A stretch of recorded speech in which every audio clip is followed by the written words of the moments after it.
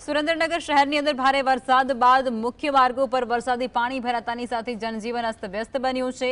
ખાસ કરી અજરામર ટાવર ચોક વિસ્તારની અંદર ઢીંચણ સમૂહ પાણી ભરાતાની સાથે જ વાહનો પણ બંધ થયા હતા અને વાહન ચાલકો તેમજ રાહદારીઓને ભારે હાલાકીનો સામનો કરવો પડ્યો। શેરીઓની અંદર નદી જેવા દ્રશ્યો સર્જાયા, જેના કારણે ટ્રાફિક જામની સ્થિતિ ઊભી થઈ હતી।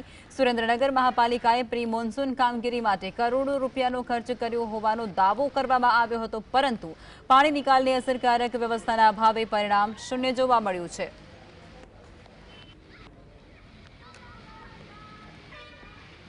સુરેન્દ્રનગર જિલ્લામાં છેલ્લી 2 કલાકમાં 1 ઇંચ જેટલો વરસાદ ખાબકી જવા પામ્યો છે, જેને લઈને હાલ શહેર છે તે પાણી થઈ ગયું છે। ખાસ કરીને સુરેન્દ્રનગર શહેરના અજરામર ટાવર ચોક વિસ્તારમાં ઢીંચણ સમાણા પાણી ભરાઈ ગયા છે, જેને લઈને અનેક વાહનો બંધ પડ્યા છે।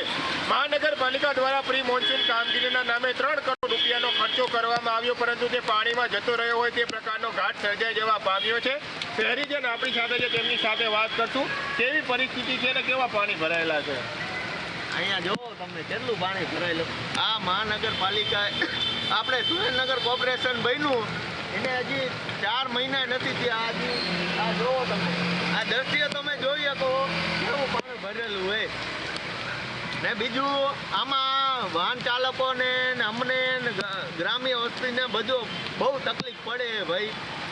આમાં તમે જોઈ શકો છો આમાં કેમ વાહન નીકળી શકે, 2 વ્હીલર 4 વ્હીલર ગમે તમે જોઈ શકો વાહનો બંધ પડી જાય છે। શું કહેશો? વાહનો બંધ પડી જાય। રિક્ષા તો આમથી તમે આગળ જોઈ શકો તમે રિયન 10 રિક્ષાઓ બંધ પડી છે, ખાલી પાણી અટકાવવા 10 રિક્ષા બંધ પડી। આ તમે મહાનગરપાલિકા કહો। ખાસ કરીને જે મહાનગરપાલિકાની કામગીરી છે તેના સામે શહેરીજનો રોષ વ્યક્ત કરી રહ્યા છે।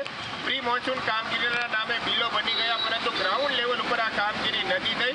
સામાન્ય વરસાદે સુરેન્દ્રનગર શહેર પાણી થઈ ગયું છે। અજરામર ટાવર ચોક વિસ્તારમાં વરસાદી પાણી ભરાતા વાહન ચાલકો અને સ્થાનિક લોકો પરેશાન બન્યા છે। Fazal Chauhan, GSTV news, Surendranagar.